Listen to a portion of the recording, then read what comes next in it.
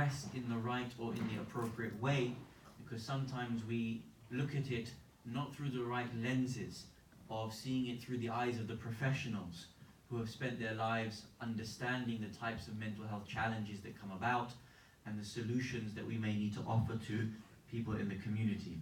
Sadly, often this topic we turn a blind eye from, and we misunderstand it from its very foundation. The reality is, all of us have mental health. What we end up thinking often is that only someone who is going through certain types of mental health challenges, they have mental health. This is wrong. The same way you and I have health, and it can be strong or otherwise, weak or otherwise. We also all have mental health, and that can be in a strong state or otherwise. The same way you and I will accept that we have health, and sometimes we may be undergoing any other type of physical challenge, be it a flu, be it cancer.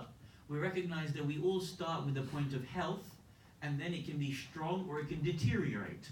Similarly, we all have mental health, and it can be strong or it can deteriorate for any number of reasons. Sadly, within our communities, talking about such subjects are often considered to be taboo. We will say that we can't talk about this, that we don't want to talk about this, or that we don't feel comfortable talking about this, or maybe that this isn't a topic for the pulpit. The reality is that in Islam, there is no such thing as taboo. There is no word in the Quran, there is no word in the Ahadith, no suggestion that a particular topic is off limit, that we cannot talk about this. Rather, in Islam, there are spheres and spaces in which topics are most suited to certain audiences. It may be certain topics of marriage, may not be suitable for all ages. It may be that certain topics of relationships may not be suitable for all ages. So therefore we appreciate that certain spheres may be best for certain demographics. But the concept of a subject being taboo, that it should be shunned, that we are not comfortable to be able to speak about it principally, there is no such thing as this in Islam. It is only a culture that tells us we shouldn't talk about this, or that this topic may be controversial. There is no such thing in Islam as controversy. Topics within the Quran are mentioned. For example, about prostitution. Topics in the Quran, Allah subhanahu wa ta'ala talks about that people used to be sold off into certain types of slavery. Allah subhanahu wa ta'ala talks about the issue of polygamy. All these issues are mentioned within the Quran. Sometimes we feel that we can't discuss these. Rather, it is only that we can discuss them with the right audience. But there is no such thing as mental health being a taboo subject. And this is very important that we address this and break away from this type of mentality and from this type of culture. When it comes to the point of mental health, as we stated, all of us have mental health, be they in a state of being strong or weak. The same way that you and I have any other type of health, we cannot control when we become sick. You don't control when you get a flu, you don't control when you get cancer, you don't control when you get diabetes. There may be certain things that you do that may lead up to that, certain lifestyle choices, certain lifestyle practices. But there's none of you here that can control when you get the flu and when you don't get the flu. There's none of you that controls when you get cancer and when you don't get cancer. And none of us would look down on someone and say, oh, now you've got the flu. Oh, now you've twisted your ankle. All of these various types of healths that are within our body, we don't control when they come about. Similarly, we do not control when we have strong or when we have weak mental health. Therefore, when someone goes through any mental health challenges, they are not at fault for this. It is something that happens within the body, because all parts of the body can become strong and all parts of the body can become weak. Allah subhanahu wa ta'ala says this within the Holy Quran, خُلِقَ الْإِنسَانِ ضَعِيفًا. Allah subhanahu wa ta'ala has made mankind in a state of weakness. We are born in that state of weakness.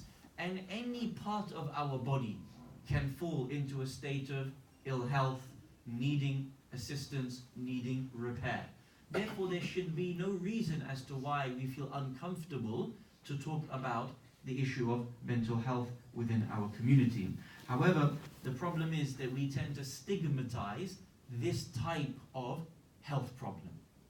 None of you would stigmatize any other type of health problem. You wouldn't state, for example, this person has a flu, therefore we stigmatize them in the community. We look at them differently. We would never look at someone differently because they get a type of cancer. Yet within our community, sometimes, if someone goes through a certain type of mental health challenge, we stigmatize them. The person is going through depression, therefore there must be something wrong with their faith. Someone has attempted suicide, therefore they no longer believe in Islam. Let's just send them to Hajj, let's just send them to Ziyarah, and this will be sufficient as a response. None of these things are sufficient as a response, either clinically or in the eyes of Islam.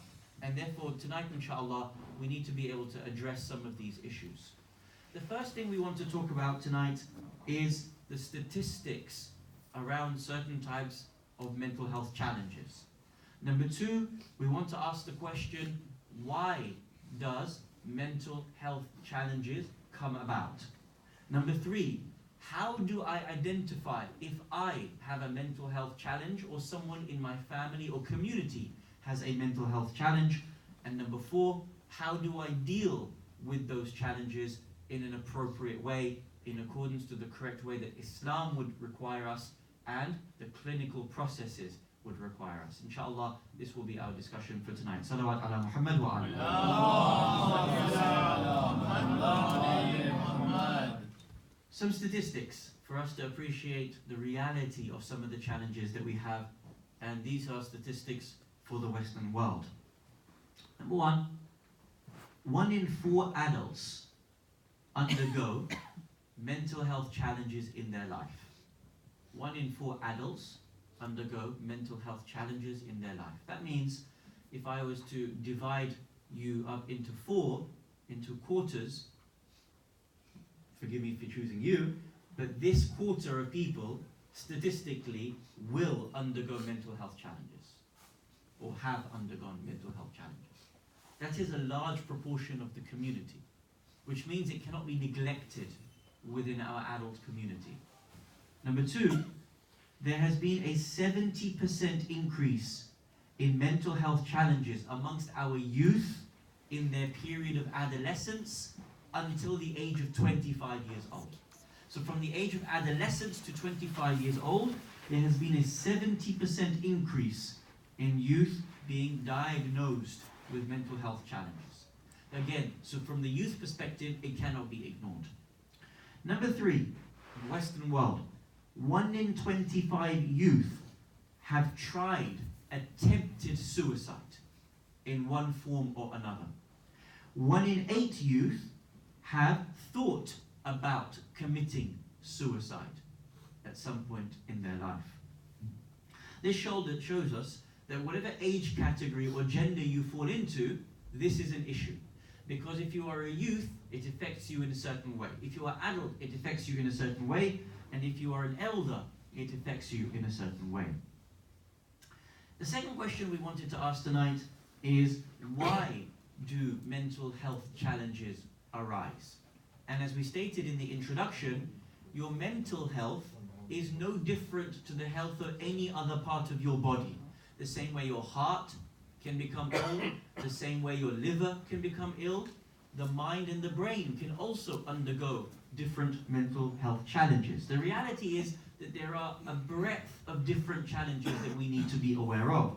For example, there is depression, there is anxiety, there is issues around suicide, there are issues around being reclusive, there are issues of despair, there are issues after financial challenges, there are eating disorders. All of these different types of challenges are across the spectrum of the breadth of different mental health challenges. Now, based upon your age and based upon your gender, you will be exposed to different types of challenges. And The reasons for this may be that Allah subhanahu wa ta'ala has talked to us in the Quran in a particular way about the way in which our life will undergo. For example, in chapter number 3, Surah Al-Imran, Allah subhanahu wa ta'ala says, Bismillahir Rahmanir Rahim, Tilkal ayyam nudawiluha bayna nas. Your life will undergo change. Your days will rotate. At some point, you will be top of the world. Things will be going well. At another time, you will undergo challenges. At one point, you will be rich. Something will happen in your life, you will become poor. At one point in your life, you will be healthy. Another point in your life, you will fall sick. One point in your life, you will be very beautiful. At another point in your life, that beauty will disappear. This is an entire system that Allah subhanahu wa ta'ala has told you will occur in life. Therefore, all of us will undergo these challenges, irrespective of who you are. Because Allah states, Tilkal ayyam nudawiluha bayna nas. Allah will change and rotate and shift these days amongst yourselves. At one point you will be in a state of health and goodness. At another point you will undergo different challenges. By virtue of that, you can divide some of these challenges amongst various age groups and different demographics, genders, and so on and so forth. For example, if you are a youth, you will be more exposed to certain types of challenges. For example, you may be bullied, and this may cause mental health challenges. If you are a youth, you may undergo extreme pressure, such as exam pressure. It may be pressure to get married, and so on and so forth. If you are an adult and now you are married, it may be challenges around you and your family. Whether you have problems between you and your children, your in-laws, your own spouses, and so on and so forth. It may be that you undergo such things like divorce. It may be unemployment. And these are different challenges for a different age group. For example, if you are an elder, it may be that you lose your health. It may be that you lose your family members. It may be that you end up having to stay with people or in a certain type of housing that you don't want. All of these things are exposed to different types of age groups. The reality is, as Allah subhanahu wa ta'ala states, none of you can escape these challenges. They will engulf your life at some point. The reality is we understand why they come about and how to respond adequately, appropriately to these various different challenges. Now, when these challenges come, and for the sake of reflection, please, in your own life, pick one challenge that you've been through that has caused some mental health challenge to you. Death, despair of something, or it may have been an issue with employment or something. Pick one so that you can start to reflect on it as I start to go through some of these points, inshallah. Now, when one of these challenges comes to you based on your own personal life, on your own demographic, what you're going to be exposed to, we all respond in different ways. And the responses are divided into two. You can only respond in two different ways to whatever the challenges are that you will be exposed to in your life, in your demographic. Either these are genetic or these are environmental. Either you will respond based upon the predisposition that comes to you from your inheritance by virtue of the genetic makeup that you have, that will determine how you respond, or it will be the environment that you have grown up into, that you live in, that will determine your response, or of course it will be a mixture of both of these two things. So, for example, when you've responded, think for yourself how you have responded to some of the challenges that you've gone through in your life. If it's genetic, you will be predisposed to some of these genetic responses. It may be that you are predisposed to a certain type of chemical response to whatever challenge you are exposed to in your life. This means that you cannot help that type of response to the mental health challenge that you have got. It may be that your parents, your grandparents, your great-grandparents, they had a particular type of response and you inherited that type of response from them. It may have been that their type of response was never diagnosed, never treated, and therefore you inherit that response to whatever the mental health challenge you may have. The second is environmental. Based upon your socio-economic and your socio-religious upbringing, you are statistically more likely to respond to a mental health challenge in a different way. For example, if you live in a poorer socio-economic lifestyle, poorer housing, statistically, you will be more likely to respond to a mental health challenge through alcohol and drugs. If, however, you are born into a more socio-religious community or family, you are more likely to respond with a response such as a response through God, a response through supplication, dua, and so on and so forth. Now that tells us the importance of having a family unit, having a community unit that is teaching a positive response to mental health challenges and to whatever type of challenges that you have as an individual, as a family unit, as a society. Often when something happens in a community, a death occurs, we often come around and help that person who's undergone that challenge within their family. But other types of issues in the community, we don't come around and help people from our own. Health, we won't help. Divorce, we won't help. What happens? The person is shunned. The person is separated from the community. You look at them differently. We might talk about them behind their back. But if someone was to pass away in your family, you would never respond in that way. But if there's a divorce in the community, or someone loses their job in the community, why do we respond differently? Why do we act like these are somehow strange things and that a human being doesn't feel the challenges of these things? This is where the stigmas have to be broken in our community, because none of these are righteous responses. All of these are immoral cultural responses as to the way in which we deal with people who go through certain mental health challenges. Therefore, the upbringing of a child in the community, in the family unit, a person who feels comfortable to deal with these things, who has a positive outlet, such as a positive religious outlet, will be able to respond differently if we have been giving them, offering them that type of support. Now, when it comes to this issue of our mental health challenges, the reason as to why we have some of these mental health challenges is, or the majority of them, is based upon our chemical reaction.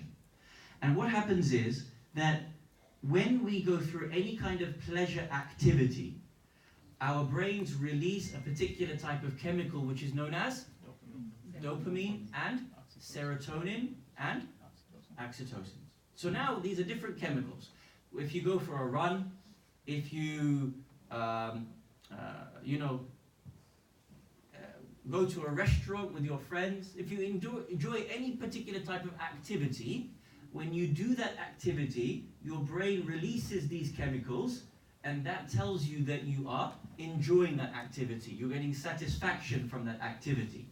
As we stated, some of the responses that we have are chemical based. Therefore, if a person does not produce that type of chemical, or produces a lesser amount of that type of chemical, or is not engaged in that type of activity and therefore doesn't produce that type of chemical, or there is a withdrawal from that type of chemical production, that person may start to undergo what is known as depression. So this tells us that it's not their faith. We often stigmatize and say a person is going through depression, a person is going through mental health challenges, he doesn't believe properly in God. He's moving away from deen. These are two completely different issues. We are talking here that chemical reactions in the brain can determine as to whether a person falls into depression or otherwise. What we end up doing is mixing the concept of depression and despair. Despair is a faith-based issue. And Allah subhanahu wa ta'ala tells us in the Quran often, don't despair from the mercy of Allah subhanahu wa ta'ala. That is a faith-based issue. But when a person goes through depression or mental health challenges, that is not a faith-based issue.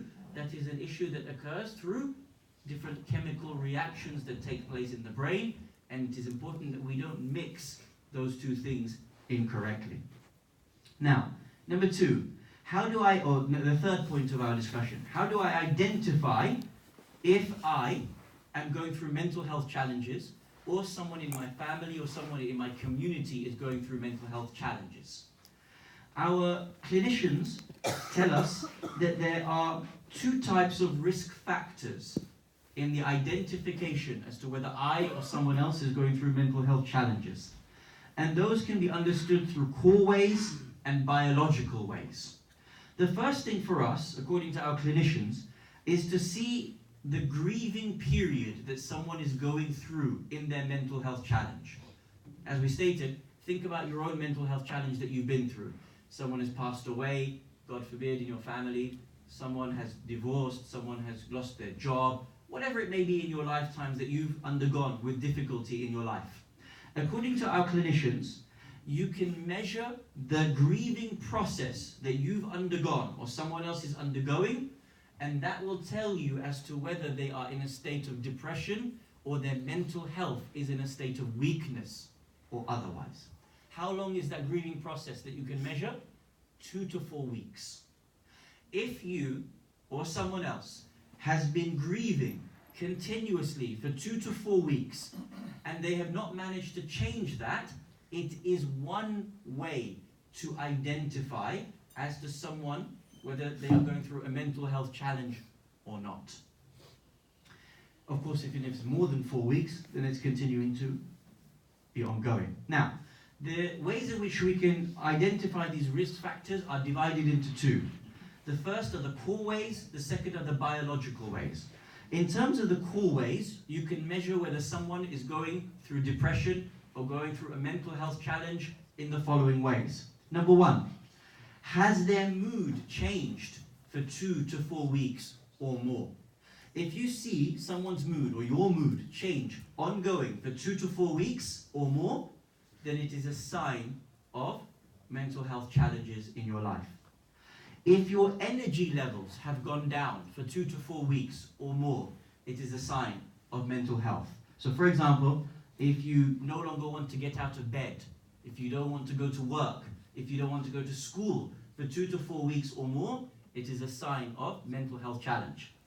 Now I know most of us don't want to go to work, most of us don't want to go to school, but that's not what I mean by that. I mean, if you've got no energy to actually go, and you want to stay and find an excuse to stay in bed for 2 to 4 weeks, or on the couch for 2 to 4 weeks, that is a sign of mental health issues. Another core way of identifying if you have a mental health challenge is if you find no joy in the things that you normally do for 2 to 4 weeks or more. So for example, if you normally enjoy going to the gym, if you normally enjoy going to a sports game, if you normally enjoy going to a restaurant with your friends, and for 2 to 4 weeks or more, you're no longer enjoying that, it is a sign that you are in a state of depression or have a mental health issue. These are the core ways to identify. The biological responses, the biological ways for you to identify as to whether you have a mental health problem or not is the following. If you lose appetite to eat for 2 to 4 weeks or more, if you cannot sleep, or you have a very bad sleep pattern, broken from your normal sleep pattern. You sleep at 2 a.m., 4 a.m., 8 a.m., you're up all night watching nonsense on TV, on Netflix. This is a sign that you have slipped into a state of depression or have a mental health problem. Your routine has been broken badly for 2 to 4 weeks, and you cannot break it, you cannot change it and go back to your normal routine. And your relationships change. This is a big one. If your relationship with your parents, your spouse, your children has been ruptured for 2 to 4 weeks on an ongoing basis, where there is conflict constantly between you and them, argument constantly between you and them, not for outside reasons, mental health reasons, and you can identify that that's the source, then this is another way for you to identify that you are in a state of weak or ill mental health. Fourth point and last point. How do we deal with mental health challenges? As we stated, We are not permitted to stigmatize anyone who goes through mental health challenges. We are not allowed to treat them badly, treat them in a way which would only make their situation worse, make them feel like they cannot find a source to come out of their mental health challenges. There are both the Islamic and the clinical ways in which we can recommend to deal if anyone here is going through any mental health challenges. The first is the religious, and that is that Allah subhanahu wa ta'ala tells us that He does not burden a person more than that which they can bear. لا يكلف الله نفسا إلا وسعها. Allah does not burden you more than which you can bear. Therefore, if God forbid you are going through any trial, be it separation, be it health, be it financial, whatever it may be, Allah will not give you a challenge which is more difficult than what you can bear. You as a human being are greater than that challenge. Your God is greater than that challenge. And therefore, from the Islamic pastoral care perspective, we are recommended that we turn towards Allah subhanahu wa ta'ala. As He states within the Quran, indeed, you will go through difficulty. Inna ma'al usri, and then you will certainly go through difficulty. But all of that will come to an end. Surely there will be difficulty, but there will be ease after difficulty. And the way in which we are recommended is to turn towards Allah subhanahu wa ta'ala, or turn to any other way which helps us overcome these challenges. It may be that you have a special relationship with Al-Abbas alayhi salam. It may be that you have a special relationship with Imam al-Mahdi alayhi salam. It may be that you have a special relationship with Sahifa al-Sajjadiyya. Whatever it is that helps you to overcome those challenges, through God, through Deen, make sure you apply those so that you stay connected to the rope of Allah subhanahu wa ta'ala.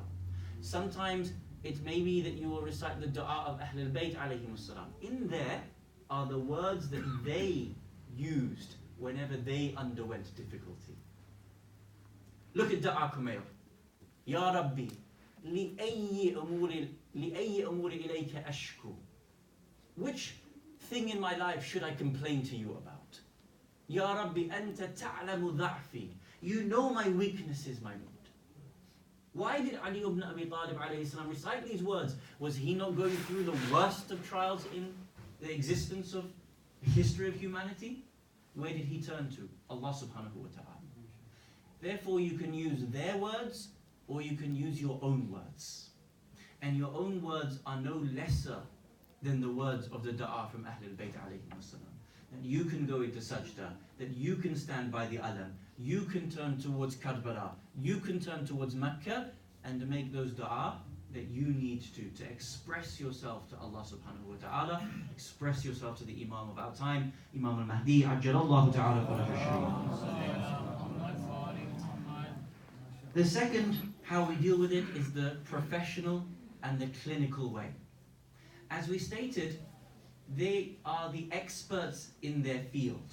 And therefore we cannot neglect the amount of experience that these professionals have in supporting you through whatever mental health challenges that a person may be going through. We are required to go through professionals. If, God forbid, you had cancer, where would you go? To the cancer specialist. If you have a diabetes problem, where would you go? To the diabetes or endocrinology specialist. If you have a mental health problem, where do you go? To a psychiatrist, to a mental health expert. Now, I have to emphasize that because, as I stated, sometimes we stigmatize and we think that people don't or shouldn't go there. We think the moment I go to my doctor, the moment I go to a clinician, the moment I go to a counselor, they're going to put me in a white coat and put me off into a padded room. Not at all. It doesn't work like this. The expert in the field, like any other expert in the field, will ask you simple questions, diagnose what you may be going through, the root causes, what happens in your family history, if there are other surrounding circumstances, and treat you accordingly. The same way you would be treated for any other health issue, you would be treated the same for a mental health issue. Therefore, it may be that they have to offer some sort of medicine. It may be that they offer their experience in how to respond to one of these challenges. but it doesn't mean that we turn away from the experts in the field. Rather, they, after Allah subhanahu wa ta'ala, are the immediate second recourse, because they are the experts within the field. Now, it may be outside of a doctor, you have different places in which you can go to.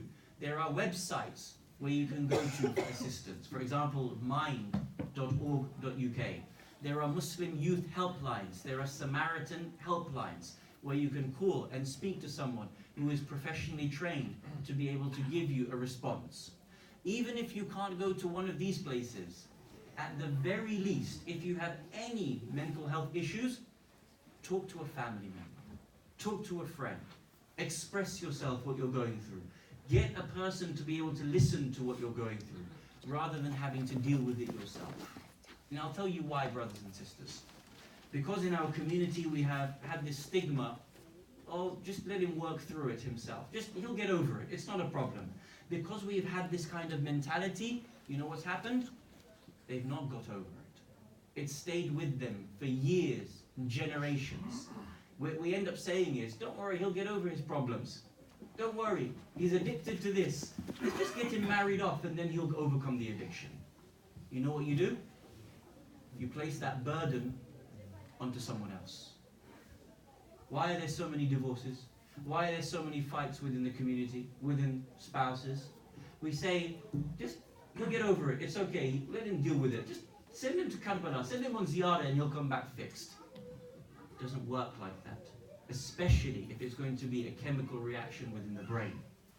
Therefore, it needs to be diagnosed, it needs to be treated, and then we can help that person be married. Then we can help them move on with their lives. We have to understand these things exist, and as we reiterated, so many of our youth, so many of our elders statistically are going through these challenges. Therefore, we cannot bury this any longer. We are responsible as human beings, responsible to each other, and responsible to Allah subhanahu wa ta'ala for how we respond to these various challenges in our community. Therefore, what have we stated in conclusion? Number one, we all have mental health, just like we have health of any other part of our body. Number two, a lot of these issues, when we undertake these problems in our life, sometimes we respond to it in our environmental responses. Sometimes it's based upon your chemical reaction from your brain, which you cannot deal with. Therefore, we have to identify whether we have these problems, and then fourthly, we have to treat them appropriately.